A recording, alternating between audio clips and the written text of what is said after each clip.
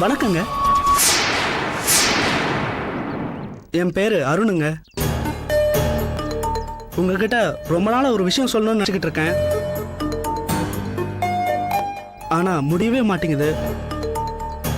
என்ன விஷயம் சொல்லுங்க. நான் ஒரு பொண்ணை லவ் பண்றேன். சரி. அந்த பொண்ணும் என்ன லவ் பண்றாங்க. சரி. இப்ப பிரச்சனை என்னன்னா, எங்க வீட்டுல எனக்கு பொண்ணு பார்க்க போறாங்க. அதனால நான் காதலிக்கிற பொண்ணுகிட்ட ஒரு ரிக்வெஸ்ட் பத்தி சொல்லணும். என்ன சொல்லணும்? கூடி சீக்கிரம் அவங்க வீட்டுல சொல்லி என்ன கல்யாணம் பண்ணிக்கணும்னு சொல்லணும். கல்யாணம் பண்ணிக்கலனா எங்க அம்மா அப்பா பாக்குற பொண்ணையே நான் கல்யாணம் பண்ணிக்க வேண்டிய நிர்பந்தம் ஏற்படும். அப்புறம் காலம் பூராவும் இந்த மாதிரி அழகான ஒரு பையனை கல்யாணம் பண்ணிக்க முடியலையான்னு கண்ணை கசக்கிட்டு நிக்க வேண்டியதுதான்.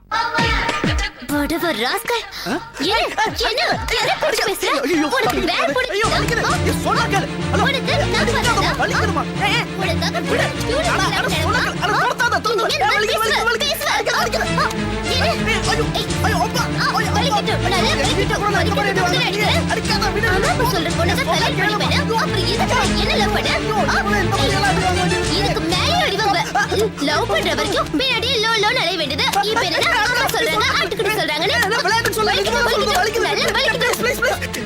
அடிக்காத ப்ளீஸ்.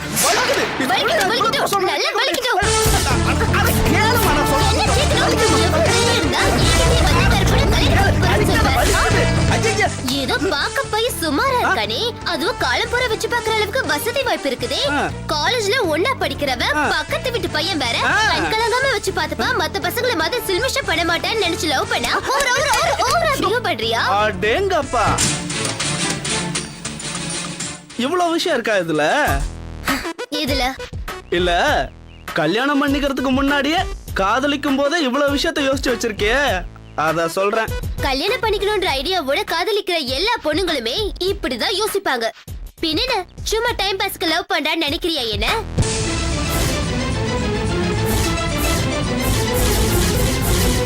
சரி, என்ன விஷயம் முதல்ல அத சொல்லு. சீரியஸாவே எங்க அப்பா எனக்கு எங்க அத்தை பொண்ணையே கல்யாணம் பண்ணி வைக்கணுங்கிற சிச்சுவேஷன் இருக்கு எங்க வீட்ல. கொன்னுடுவே ராஸ்கல். என்ன வாயில குழுக்கட்டு வச்சிருக்கியா? வாய் தோது நம்ம லவ் மேட்டர் சொல்ல வேண்டியதானே உங்க வீட்ல. என்னத்த சொல்றது திலகா, நீ உங்க வீட்ல நம்ம லவ் மேட்டர் பத்தி சொல்லி ஓகே வாங்கிட்டீனா அடுத்த வழியில நானும் இறங்கிடுவேன். நீ உங்க அண்ணன் கிட்ட சொல்ல வேண்டியது தானே. அட நீ வேற.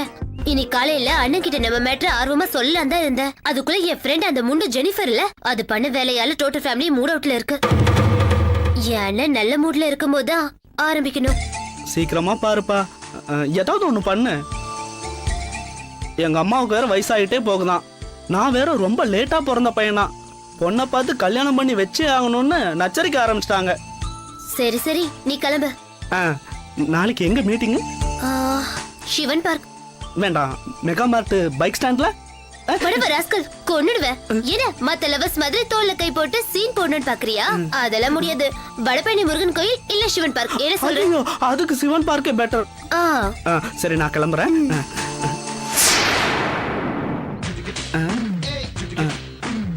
ஒரு நிமிஷம். என்ன? இல்ல வேற எதுவும் இல்லையா? சரி சரி.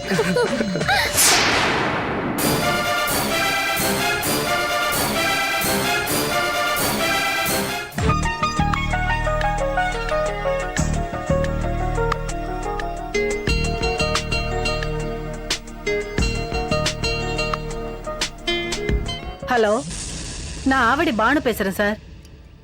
என் வீட்டுக்காரரும் நானும் லவ் பண்ணி கல்யாணம் பண்ணிக்கிட்டோம். என் கூட ஒரு 6 வருஷம் தான் சார் வாழ்ந்தாரு.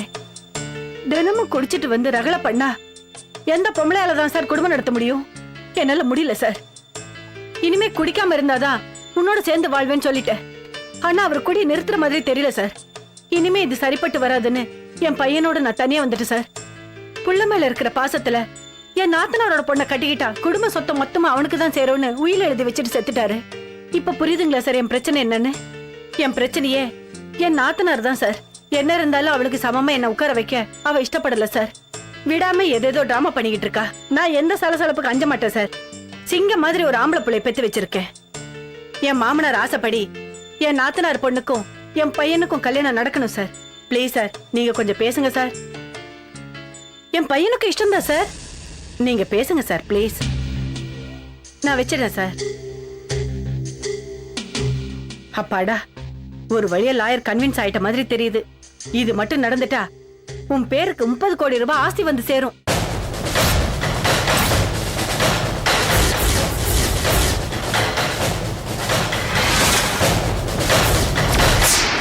யாருடா இந்த பொண்ணு? நான் காதலிக்கிற பொண்ணுமா?